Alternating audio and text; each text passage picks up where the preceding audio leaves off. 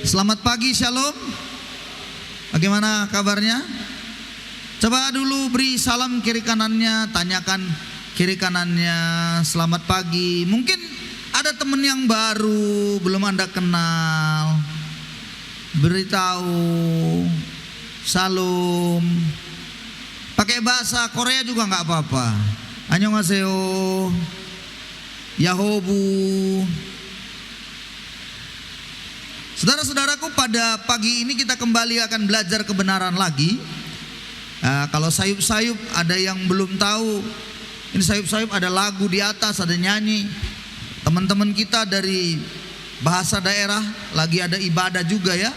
Mereka juga beribadah sama jamnya dengan kita, dan mereka lagu-lagunya lagu-lagu bahasa daerah Nias semuanya. Dan diharapkan juga yang khotbah juga pakai bahasa daerah. Tapi kalau saya khotbah campur-campur saudara-saudara ya, karena maklumlah bologo de demi lalu sahabat tanah niha, karena memang baru 26 tahun saya di Nias ini, jadi saya belum mengerti bahasa Nias. Oke, hari ini kita akan belajar saudara-saudaraku kembali lagi bicara tentang disiplin rohani. Tentang apa saudara? Coba slide-nya diperlihatkan sekali lagi. Disiplin, ulangi, disiplin rohani. Tapi pada kesempatan ini kita akan belajar khusus dari Daniel. Oke, kita akan melihat Daniel. Kita masuk kepada firman Tuhan Daniel. Pertanyaan pertama, perhatikan kebenaran, lihat ke depan dan juga Alkitab Anda. Siapakah Daniel? Di dalam Daniel pasal 1, mari kita buka firman Tuhan Daniel pasal 1. Ayat yang pertama sampai ayat yang ketiga. Siapakah Daniel? Kita baca bersama-sama ayat 1 sampai 3, 2, 3 ya. Pemerintahan Yoyakim, Raja Yehuda.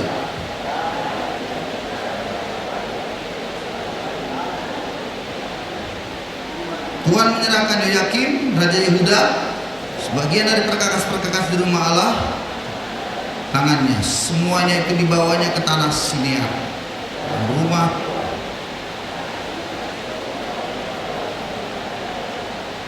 lalu raja bertitah kepada Aspenas.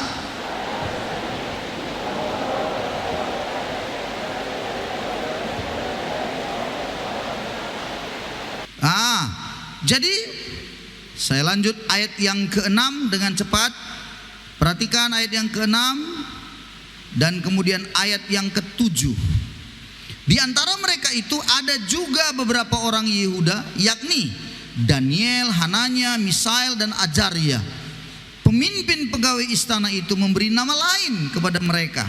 Daniel dinamainya Belsazar, Hananya dinamainya Sadrak, Misael dinamainya Mesak, dan Azaria dinamainya Abednego. Jadi sering yang lebih dikenal Daniel dan teman-temannya sering dikenal dengan Sadrak, Mesak dan Abednego. Nah, kalau begitu saudara-saudaraku, dari ayat yang kita baca bahwa ternyata ada dahulu kalanya bahwa Raja Babel datang menyerang kerajaan Yehuda, dan kemudian mereka menawan banyak orang-orang muda dari keturunan raja dan dari kaum bangsawan juga. Sehingga siapakah Daniel? Daniel adalah seorang muda ya, yang menjadi tawanan. Dia orang muda jadi tawanan di kerajaan Babel, dan dia dari keturunan raja.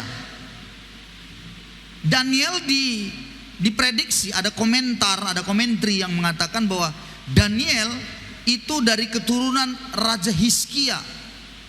Kalau diteliti dengan baik ayat-ayatnya, kemungkinan besar, itu pun tidak ada kepastian sekali, tapi kemungkinan besar dia dari keturunan Raja Hizkia. Kenapa? Karena pada waktu Hizkia menjadi raja lah, dia mempertunjukkan semuanya perkakas rumah Tuhan dan keagungan kerajaannya, dan dia diperingatkan oleh Yesaya bahwa suatu hari kelak semuanya akan diangkut oleh Raja Babel dan juga keturunannya akan menjadi tawanan.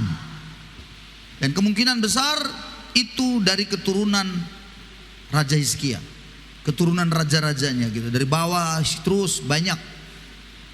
Itu masih prediksi, tetapi biar bagaimanapun Daniel seorang muda yang menjadi tawanan. Anda tahu kalau jadi tawanan gimana? Tawanan itu gak enak.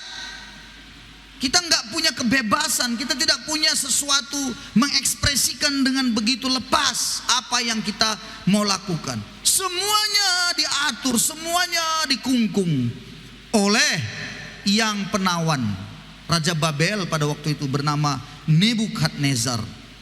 Namun yang menarik adalah kita mau melihat namanya. Namanya tadi itu Daniel. Dalam bahasa Ibrani, ingat, orang-orang zaman dahulu dalam perjanjian lama selalu nama itu diidentikan dengan tujuan hidup. Jadi ada nama-nama itu tidak pernah terlepas dengan maksud tujuan. Dan arti nama-nama itu begitu luar biasa kalau perjanjian lama menuliskan nama-nama seseorang. Apalagi Daniel, dan IL, ada unsur L di belakangnya, itu adalah unsurnya Elohim, dan artinya adalah hakim, sedangkan L itu artinya Elohim atau Allah. Jadi Daniel berarti nama Allah adalah hakimku. Bayangkan saudara-saudaraku, dikasih nama oleh orang tuanya sebagai pengingat dalam dirinya bahwa Elohim, Allah pencipta, Allahnya Israel, itu adalah hakim bagi Daniel. Jadi dia harus takut akan Tuhan. Dia punya sebuah pengertian bahwa Allah tahu tentang apapun yang kulakukan. Ditaruh dalam dirinya supaya mengingat kepada Allah itu, Elohim. Saudara-saudara, tapi kemudian diganti, kata ayatnya tadi bilang pemimpin istana mengganti menjadi Belsazar. Belsazar, apa arti Belsazar? Bel itu dewa. Jadi ada dewa orang Kasdim namanya Bel. Sazar atau Tesyazar itu disukai. Jadi nama Belsazar artinya adalah disukai oleh dewa Bel. Bisa Anda bayangkan, dia harusnya mengingat kepada Allahnya Elohim, tapi kemudian ditukar namanya Belsazar. Supaya apa? Supaya dia jangan mengingat Allahnya Elohim lagi. Dicoba untuk dipengaruhi pikirannya supaya tidak mengenal lagi Allahnya yang sesungguhnya. Wow, ini menarik saudara-saudara. Itulah yang siapakah Daniel, itulah dia ditunjukkan pada Daniel pasal 1. Tapi yang menarik, apa pekerjaan Daniel? Karena Daniel ini seorang yang mampu untuk mengartikan mimpi dan penglihatan, diberi Tuhan karunia itu. Dan yang menarik lagi, menjadi pejabat kerajaan, pejabat tinggi. Anda bisa baca nanti dalam Daniel pasal yang kedua 6, terutama pasal yang ke-6, dia diberikan jabatan yang tinggi. Jadi Raja Darius waktu memerintah, Daniel ini dengar baik, dia berada di dalam 3 pemimpin pemerintahan. Ada 3 raja yang memerintah, dia ada di dalamnya sebagai pejabat tinggi. Oh, hebat sekali. Raja pertama Nebukadnezar, lalu mati Nebukadnezar, ditaklukkan Babel oleh Media Persia, dan kemudian masuk Raja Darius, dan kemudian Kores. 3 pemerintahan. Kalau Anda baca Daniel pasal 1 sampai terakhir, itu menunjukkan dia ada sebagai orang yang dapat dipercaya, menjadi pejabat tinggi yang luar biasa pengaruhnya di kalangan istana. Luar biasa. Tetapi saudara-saudara, di dalam semuanya itu sebenarnya ada satu kalimat yang bisa kita lihat dalam Daniel pasal 6, bahwa dia memiliki roh yang luar biasa. Dalam pekerjaan Daniel, dia memiliki roh yang luar biasa. Nah, di dalam menjadi wakil raja, pejabat tinggi, jadi Raja Darius ini membuat daerah itu dipecah menjadi ratusan daerah. Dan di masing-masing daerah ini ada wakilnya, atau bahasa kita bilang gubernurnya. Karena Raja Darius punya banyak kekuasaan, daerah kekuasaan, maka diangkat gubernur-gubernur di setiap daerah, wakil-wakilnya 120 orang wakil-wakilnya. Tetapi dari 120 orang itu, dia mengangkat 3 orang pejabat tinggi yang mengepalai semuanya itu. Jadi ada raja, dan kemudian 3 wakilnya, pejabat tinggi, dan di bawahnya lah semua pejabat-pejabat di daerah tadi. Hebat betul. Daniel ada di dalamnya. Tetapi apa yang terjadi? Dia tidak bisa diterima oleh orang lain. Saya percaya itu adalah orang daerah putra Babel atau putra orang Media Persia itu. Irilah mereka semua melihat Daniel yang bukan orang mereka, tapi orang Yahudi dari tawanan sebenarnya, orang luar. Dan mereka irinya luar biasa sehingga mereka ingin membuat Daniel jatuh dan hancur dengan caranya yang sangat licik. Tetapi Raja Darius sangat-sangat mengasihi Daniel ini. Apa yang terjadi selanjutnya? Pasal yang ke-6 ayat yang ke-4 terlebih dahulu kita lihat. Buka Alkitab saudara pasal 6 ayat yang ke-4 dan selanjutnya. Maka Daniel melebihi para pejabat tinggi dan para wakil raja itu, karena ia mempunyai roh yang luar biasa, dan raja bermaksud menempatkannya atas seluruh kerajaannya. Luar biasa sekali Daniel. Apa yang membuat Daniel luar biasa? Ayat ini bilang roh yang luar biasa. Bahasa Inggris yang sering dipakai adalah spirit of excellence. Spirit of excellence itu rohnya luar biasa. Roh yang luar biasa itu bukan mandiri-diri. Bukan itu roh yang luar biasa, bukan bergetar-getar. Bukan itu roh yang luar biasa. Roh yang luar biasa itu bukan berbahasa roh, bukan itu. Ada kan gereja yang selalu mengandalkan getaran-getaran dan bahasa-bahasa lidah, bahasa gigi. Bukan itu. Roh yang luar biasa pada diri Daniel itu ditunjukkan pada apa? Ayat yang kelima, penunjukan daripada roh yang luar biasa. Lihat ayatnya baik-baik. Kita baca bersama-sama 2, 3 ya. Kemudian para pejabat tinggi dan wakil raja itu mencari alasan dakwaan terhadap Daniel dalam hal pemerintahan, tapi mereka tidak mendapat alasan apapun atau suatu kesalahan, sebab ia setia dan tidak didapati suatu kelalaian atau suatu kesalahan padanya. Halo, roh yang luar biasa itu adalah apa? Berbicara tentang kesetiaan dan tidak didapati kesalahan dalam pekerjaannya. Hebat. Dengar semua yang duduk di pemerintahan. Mau Anda kabus kadis apa semua titik pangkat jabatan Anda. Ayatnya ini kalau dibaca dalam konteks roh yang luar biasa, tidak didapati kesalahan pada Anda dalam pekerjaan Anda. Itu roh yang luar biasa. Artinya jujurnya mantap, setia, punya penundukan diri yang benar dan baik di situ. Itulah roh yang luar biasa. Maka saya identikkan roh yang luar biasa itu sama dengan karakternya seperti Kristus. Roh yang luar biasa ada padanya. Tidak didapati suatu kesalahan. Saudara-saudara, di mana tidak didapati oleh tadi orang-orang yang iri itu semua? Enggak ada, dicek. Berapa banyak yang diselewengkannya uang negara, uang kerajaan? Enggak ada. Berapa banyak dia tipu-tipu raja di dalam berbagai hal? Enggak ada. Dicari. Enggak ada. Karena dia jujur apa adanya. Tapi kemudian namanya juga iri. Mereka mencari cara bagaimana yang bisa menjerumuskan ini orang supaya jadi salah.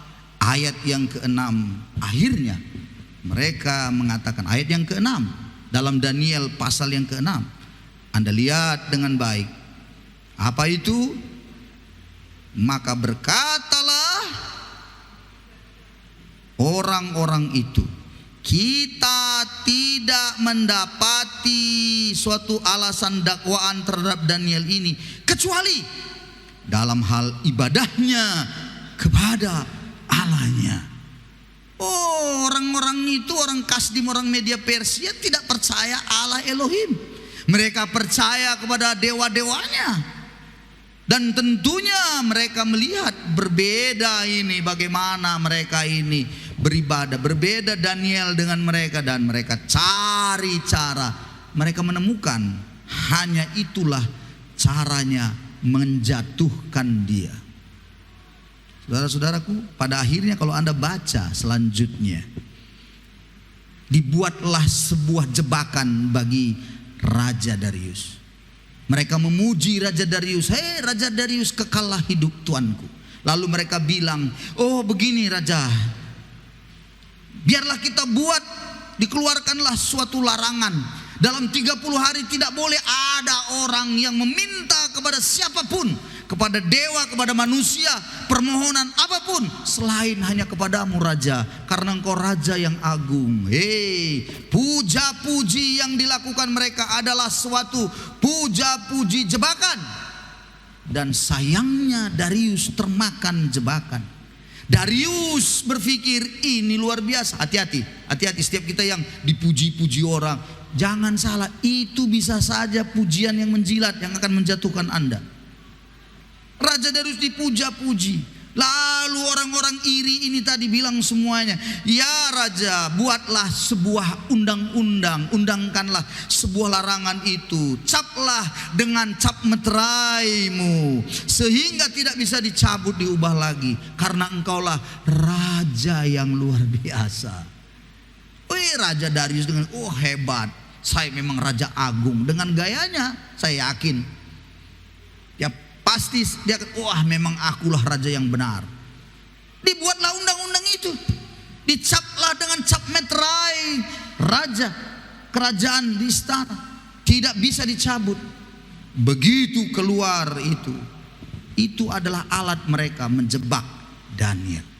Tapi jangan lupa, Daniel tahu mereka memperlakukan itu. Tapi apa yang dilakukan oleh Daniel? Lihat baik-baik ayat yang ke-10. Sebab itu Raja Darius membuat surat perintah dengan larangan itu. Ayat 11. Demi didengar Daniel bahwa surat perintah itu telah dibuat, pergilah ia ke rumahnya. Dalam kamar atasnya ada tingkap-tingkap yang terbuka ke arah Yerusalem. 3 hari sekali ia berlutut, berdoa serta memuji Allahnya. Lalu bagaimana?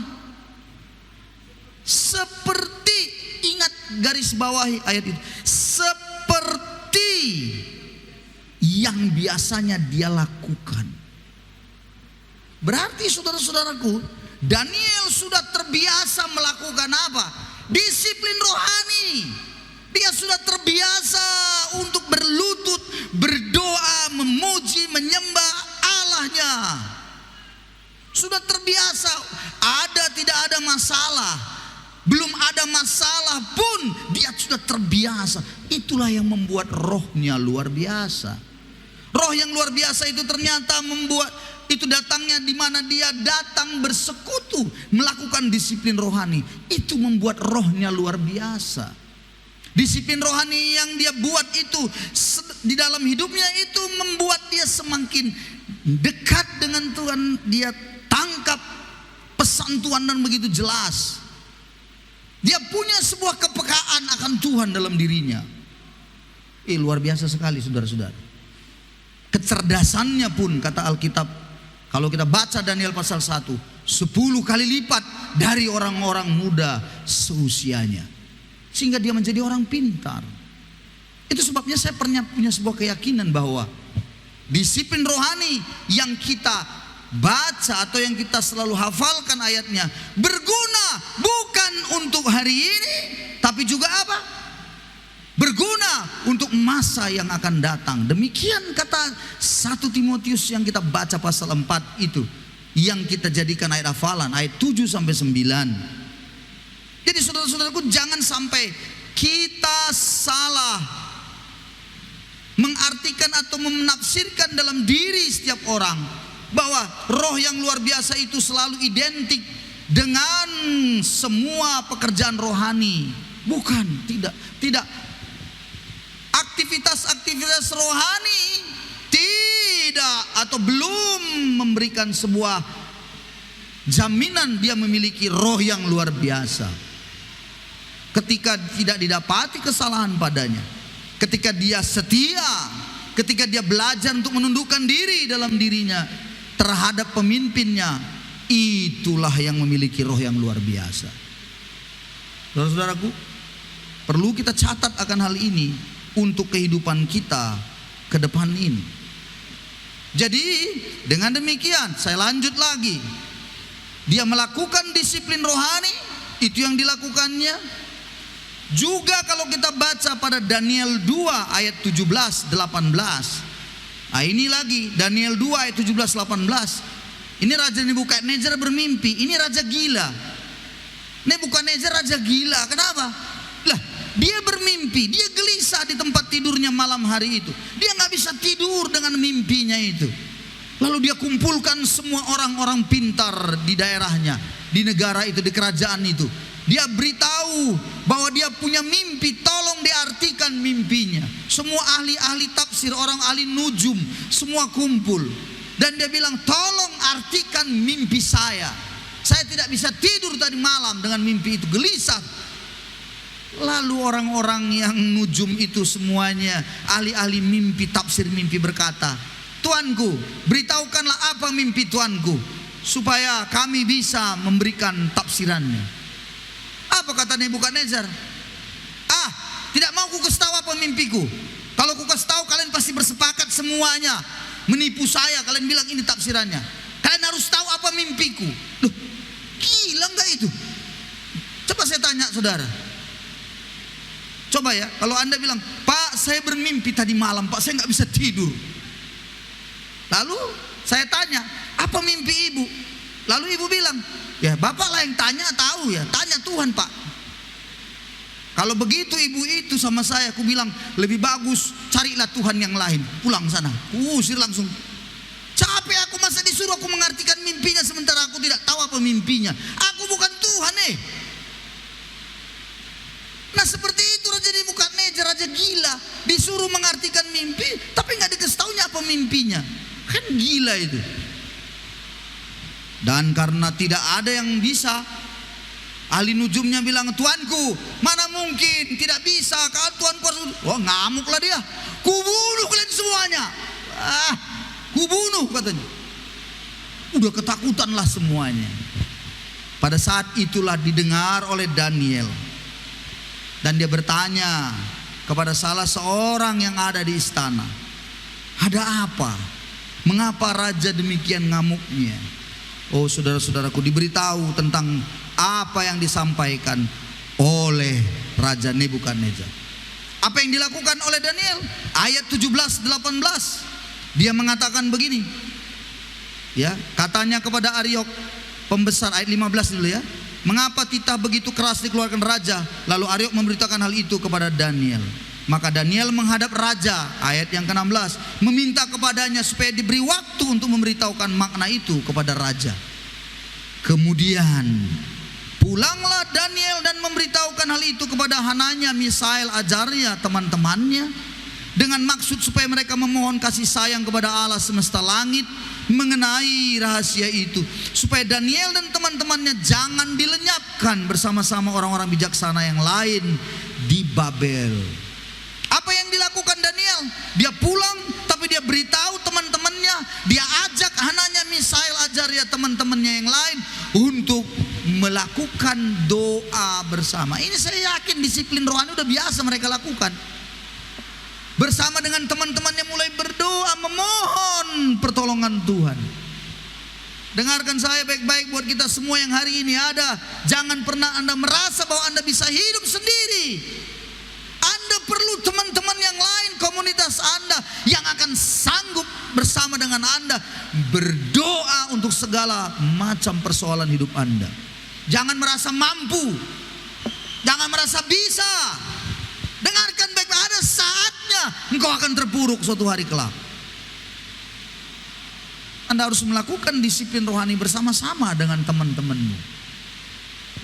Saudara-saudaraku, akhirnya singkat cerita kalau kita baca Daniel pasal 2, Tuhan memberitahukan mimpi itu beserta dengan arti mimpi itu kepada Daniel. Luar biasa. Apa yang terjadi lagi dengan yang dikatakan Darius tadi, saudara-saudara? Dia melakukan disiplin rohani juga pada waktu dia mendapatkan berita tentang bahwa dia akan dibunuh, dimasukkan ke gua singa. Karena itu hukuman. Dia tetap tenang. Dengan surat yang dibuat itu tidak boleh meminta kepada Allah lain selain daripada Raja Darius sendiri. Tenang. Dia tetap melakukan doanya seperti biasa dia lakukan. Santai aja dia. Dan pada akhirnya dia ditangkap karena itu. Dilihat, dijebak dia dengan itu. Dengan larangan undang-undang itu. Ditangkaplah dia. Pada waktu Daniel ditangkap, raja menjadi sangat sedih. Karena rupanya maksud itu supaya menangkap Daniel. Ayat yang ke-15 pada Daniel pasal 6. Setelah mendengar berita itu, raja itu sedih, sangat sedihlah ia, dan ia mencari jalan melepaskan Daniel. Bahkan sampai matahari masuk, ia masih berusaha untuk menolong. Nah, orang-orang iri tadi apa? Ayat 16, bergegas-gegaslah orang-orang itu menghadap raja, katanya berkata, ketahuilah ya raja bahwa menurut undang-undang Media Persia tidak ada larangan atau penetapan yang dikeluarkan raja yang dapat diubah. Maka tidak bisa, tidak. 17, ayat 17. Sesudah itu raja pun memberi perintah, diambillah Daniel dan dilemparkan ke dalam gua singa. Berbicara raja kepada Daniel, Allahmu yang kau sembah dengan tekun, dialah yang melepaskan engkau. Kisahnya kita sudah pada tahu. Apakah Daniel dimakan oleh singa itu? Tidak. Di dalam gua singa itu Daniel dilindungi oleh Tuhan. Satu pun singa tidak mengganggu dia. Duduk tenang, tertib semua di situ. Tidak mengganggu Daniel. Tenang saja. Semuanya singa mengatupkan mulutnya. Tidak ada satu pun yang mencoba untuk melukainya. Akhirnya saudaraku, besoknya raja datang dan berkata, Daniel, masih hidupkah engkau? Daniel bilang, ya tuanku raja, aku masih hidup. Singa tidak melukai aku karena aku benar. Maka kemudian raja menyuruh membuka daripada batu yang menutup gua singa itu. Dilihatlah Daniel, diangkat dan dilihat tidak ada satu pun. Saudara-saudaraku, luar biasa sekali bukan? Wow, tidak ada satu pun yang melukai dia. Tidak ada luka. Tapi begitu dimasukkan Karena raja udah begitu marah, karena ternyata memang ini adalah tipuan dari orang-orang iri itu. Raja bilang, panggil semua yang mencoba menjerumuskan Daniel. Ditangkaplah semua beserta istri dan anak-anaknya. Anda baca nanti Daniel pasal 6. Dimasukkan ke dalam gua singa. Belum pun sampai di situ, dihajar langsung oleh singa-singa itu. Saudara-saudara, menarik sekali kalau kita melihat pertolongan Tuhan nyata bagi Daniel. Pertanyaannya bagi saudara hari ini, seberapa banyakkah kesusahanmu hari ini? Seberapa besar penderitaanmu? Sakit penyakitkah yang kau alami hari ini? Apa yang menjadi penderitaanmu? Camkan baik, Allah Israel, Allahnya Yakub, Allah Abraham, Isa dan Yakub, yang adalah Allahnya kita juga. Dengarkan saya, sanggup, dia masih mampu melakukan mukjizat sampai hari ini. Karena dia adalah Allah yang sama dahulu, sekarang dan selamanya. Dia masihlah Allah kita yang sama. Dahulu dia bisa menyembuhkan, maka hari ini pun dia masih mampu menyembuhkan. Pertanyaannya tinggal, apakah engkau melakukan disiplin rohanimu setiap hari selama ini atau tidak? Apakah engkau hanya inginkan dirimu senang dan kau anggap Tuhan itu hanya sebatas seorang yang menolong-nolongmu saja? Seharusnya tidak. Kau harus tahu bahwa Allah itu Allah yang heran, Allah yang luar biasa. Daniel pasal 9 ada lagi, dia melakukan lagi doanya lagi, tapi disertai dengan puasa. Pasal 9 ayat yang ketiga, dia mengarahkan mukanya kepada Tuhan untuk berdoa, bermohon sambil berpuasa. Dia taruh kain kabung serta abu. Itu biasanya abu, taruh di kepala itu. Zaman dahulu itu kalau imam-imam atau orang-orang itu mau berdoa, melakukan pertobatan, sama seperti Raja Daud waktu tahu sudah berdosa, dia keluar, dia koyakkan bajunya, dia campakkan mahkotanya, dia lari keluar, dia berdoa, dia ambil abu, dia taruh di kepalanya. Abu itu bicara tentang duka, abu bicara tentang pertobatan, abu bicara tentang pengakuan dosa-dosanya. Daniel berpuasa, berdoa, memohon, dan sambil menekan abu, dia mohon pertobatan bagi umat Israel. Dan dia berdoa supaya orang Israel yang ada di pembuangan ini bisa pulang kembali ke tanah Kanaan, tanah perjanjian di Israel, tanah mereka. Dalam kehidupan perjalanan orang Israel, mereka dulu sudah menempati daerah itu, tapi kemudian mereka ditarik jadi tawanan. Dan waktu mereka kembali, sudah banyaklah bangsa-bangsa lain di daerah mereka itu. Akhirnya itulah yang menjadi persoalan sampai hari ini. Perang terus Israel Palestina. Palestina bilang kami sudah lama di sini. Israel bilang ini tanah nenek moyang kami dari dulu. Kami di pembuangan, kami pulang. Kenapa ada di sini? Kalian kembali, jangan ada di tanah kami. Peranglah akhirnya sampai hari ini. Saudara-saudaraku, tapi yang menarik adalah doa Daniel itu pada akhirnya dikabulkan Tuhan. Maka terjadilah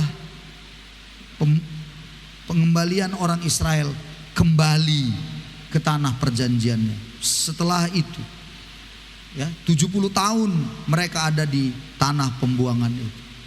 Wih, luar biasa, saudara. Ternyata disiplin rohani dengan doa-doa kita yang kita lakukan, yang kita katakan kepada Tuhan, tidak ada yang sia-sia. Kalau begitu, saya simpulkan, saya akhiri. Manfaatnya kalau begitu dari kisah Daniel, apa? Manfaat disiplin rohani bagi kita semua, ya. Yang kita lihat, kita pelajari dari Daniel, ya. Kita lihat, saudara-saudaraku, slide. Yang pertama, ada benteng rohani dalam diri kita supaya kita tidak terpengaruh akan dunia ini. Dari mana kita tahu? Daniel diganti namanya, nama rohani namanya, supaya ingat akan Allahnya, tapi diganti menjadi nama dewa. tapi karena dia tetap melakukan disiplin rohani, dia tidak terpengaruh dengan pola dunia yang dimasukkan ke dalam dirinya. Coba untuk mempengaruhi jiwanya, dia tidak terpengaruh. Yang kedua, memperoleh hikmat bijaksana dalam melaksanakan tugas dan pekerjaannya. Itulah yang membuat dia menjadi orang yang memiliki roh yang luar biasa. Yang ketiga, menguatkan iman serta keyakinannya akan pertolongan Tuhan. Pada waktu dia dimasukkan ke gua singa, tidak ada satupun ayat perkataannya yang mengatakan dia menangis menjerit lalu menyalahkan Tuhan, menyalahkan keadaan. Tidak ada satupun yang dia nyatakan seperti itu. Tidak ada. Dan yang terakhir adalah dia memperoleh pengertian akan masa yang akan datang. Dia melakukan disiplin rohani sehingga dia tahu bahwa orang Israel harus pulang kembali ke kampung halamannya. Dan bukan hanya itu, Anda bisa baca pasal 9, 10, 11, 12. Anda bisa cek Daniel diberikan Tuhan penglihatan akan masa depan. Ketika dia melakukan puasa 3 minggu, Tuhan berikan dia pesan tentang apa? Keadaan dunia ini nanti di akhir zaman. Makanya salah satu acuan tentang bagaimana keadaan di dalam dunia ini pada akhir zaman sudah dekat atau tidak, dan bagaimana nantinya kitab Daniel menjadi salah satu kitab referensi yang banyak dipegang oleh para teolog. Dan itu tidak datang dengan sendirinya. Rupa-rupanya disiplin rohani Anda yang sederhana setiap hari. Pagi hari Anda coba terus, malam mungkin ada doa nyanyi, baca firman Tuhan. Ingat, disiplin rohani kita ada doa, ada baca firman Tuhan, ada berpuasa, ada waktu di mana Anda menyendiri. Anda harus menyepi dari semua kesibukan.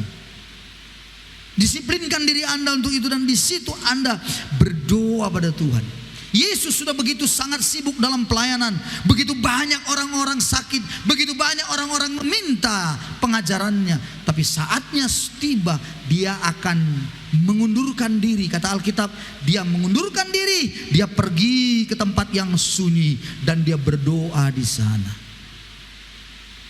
Ke tempat yang sunyi itu biasanya dia pergi ke Taman Getsemani. Sebelum dia ditangkap dan dia masukkan dia dianiaya dan dia dibawa ke Golgota untuk disalibkan, dia sudah terlebih dahulu masuk ke Getsemani. Di sana dia berdoa bergumul, ya Bapa, kalau boleh lalukan cawan ini, bukan kehendakku tapi kehendakmu yang jadi. Di sanalah dia memenangkan pertempuran tentang bagaimana niatnya, apa yang dia mau dengan apa yang Tuhan mau. Di sana dia bergumul dan menang, bahwa dia menyerahkan keinginan kehendaknya, hanya mau tunduk kepada keinginan dan kehendak daripada Tuhan saja. Saudara-saudaraku, disiplin rohani bukan sekedar engkau berdoa-berdoa saja, kau anggap itu biasa. Tidak, karena disiplin rohani mengandung janji, bukan hanya hari ini, tapi juga hari yang akan datang. Kesimpulan, saya tutup.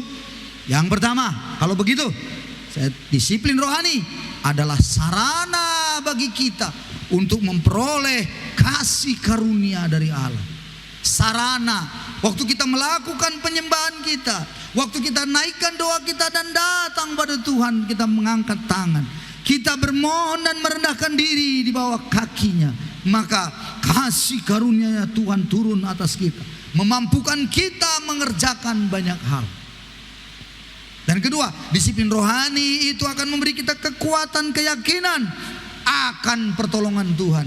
Dan juga kita akan memperoleh hikmat. Hikmat baik untuk yang saat ini maupun yang akan datang.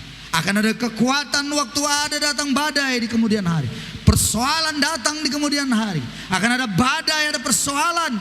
Ingat baik-baik, karena Anda melakukan disiplin rohani, maka Anda akan beroleh kekuatan yang melimpah.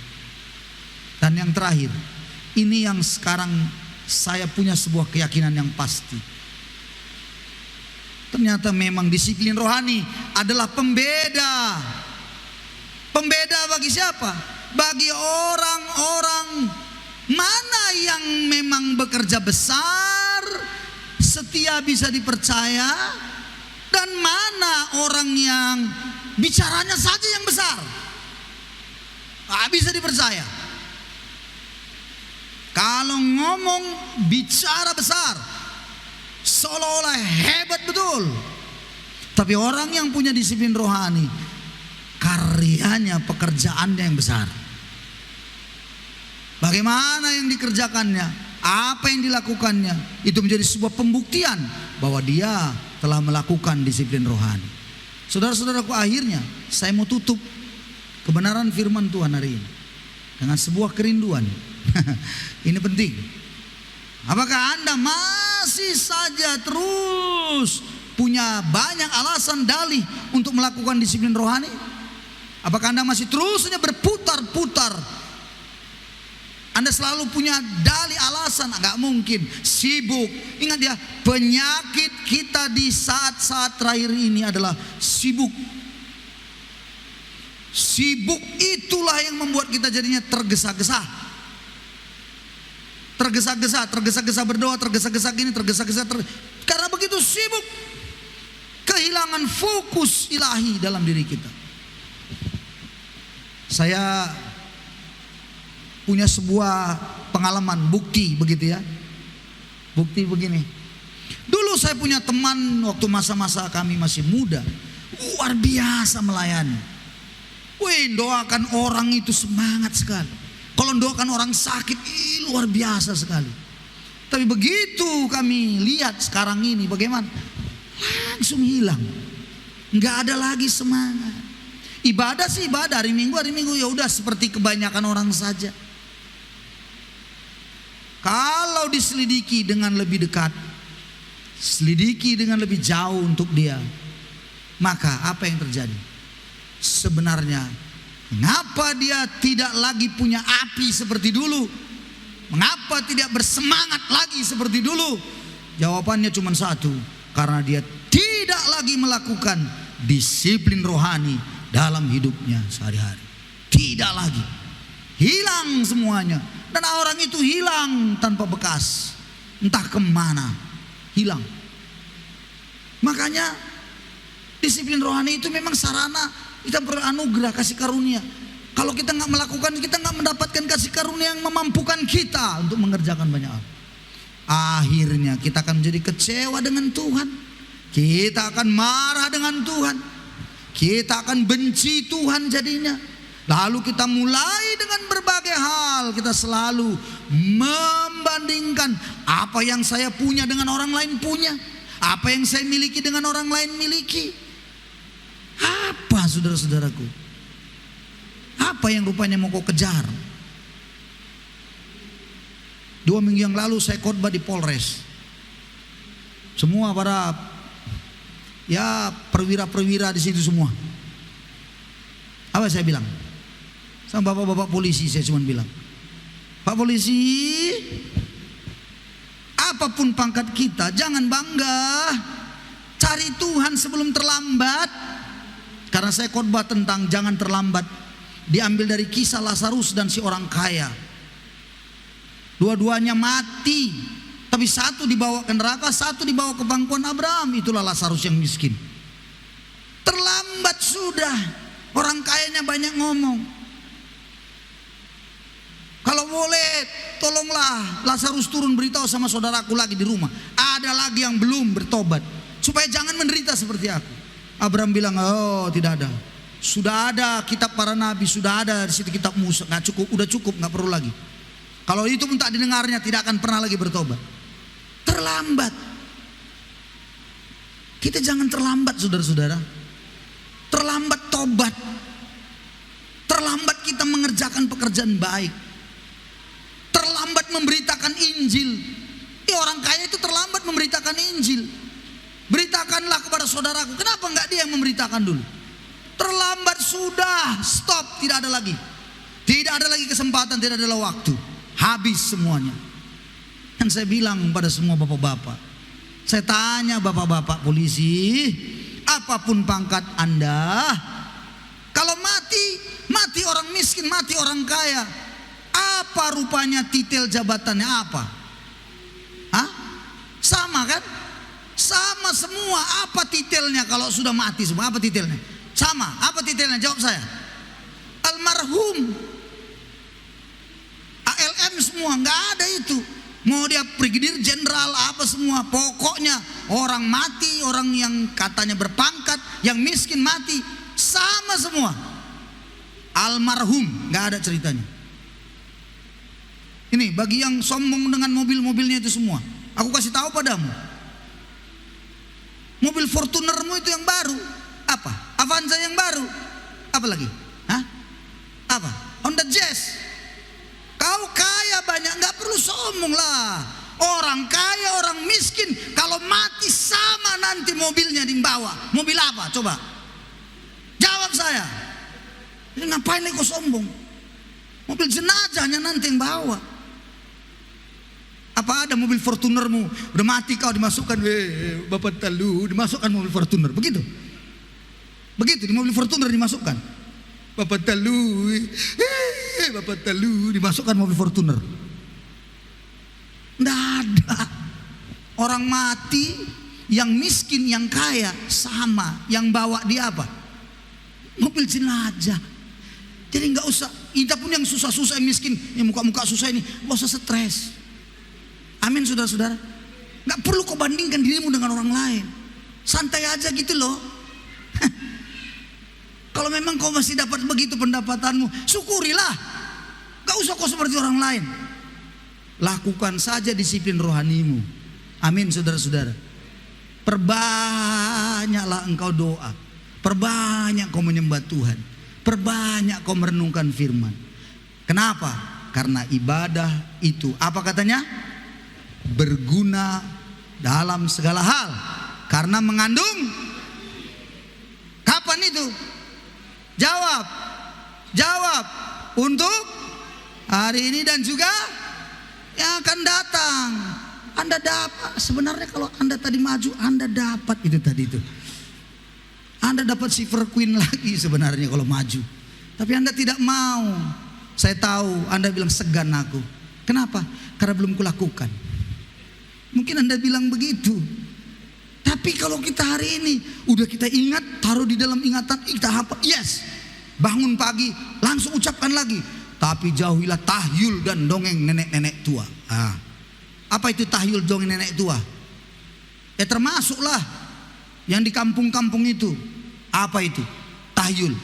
Datang burung, ditabraknya jendela kita yang kaca, mati. Tahyul. Swaya. Siapa yang mati dalam rumah ini? Akan begitu kan? Jawab saya, betul kan itu tadi di kampung-kampung? Masuk ke lelawar. No, soai. Ini pasti disuruh Mama Talu ini pasti. Kiriman Bapak Saki ini. Ngapain kau bilang seperti itu? Kok kiriman Bapak Saki? Tahyul. Siapa lagi? Coba, ada bunyi malam selalu, Pak, doakanlah Pak. Kenapa? Ini sudah ada tanda-tanda. Tanda-tandanya apa? Pasti ada yang mati biasanya Pak. Kenapa? Kalau di kampung kami sudah, kalau ada suara burung ini, pasti ada yang mati Pak. Itu artinya Raja Guguk mungkin. Gitu. Pasti ada yang mati kami ini Pak. Itu tahyul semua. Banyak orang percaya ini ketakutan.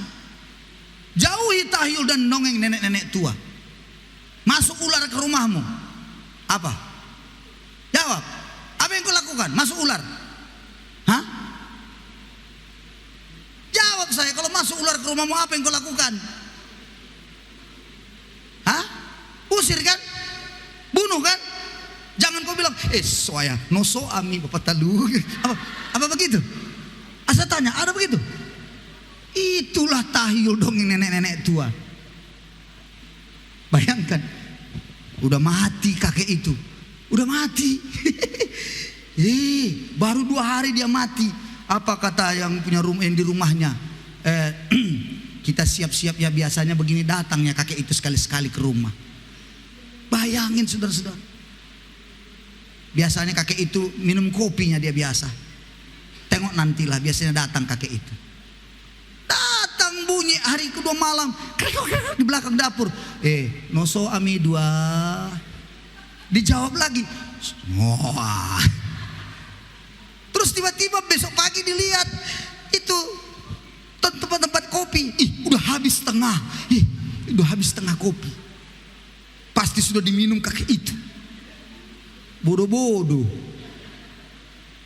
Nah itu yang terjadi. Jauhi tahyul dan dongeng nenek-nenek tua itu. Bagi yang generasi milenial, dongeng nenek-nenek tua itu apa? Drama Korea, Tuyul dan Mbak Yul. Itu tuh dongeng nenek-nenek tua semua itu. Si buta dari gua hantu. Wish. Filmnya pun beranak dalam kubur.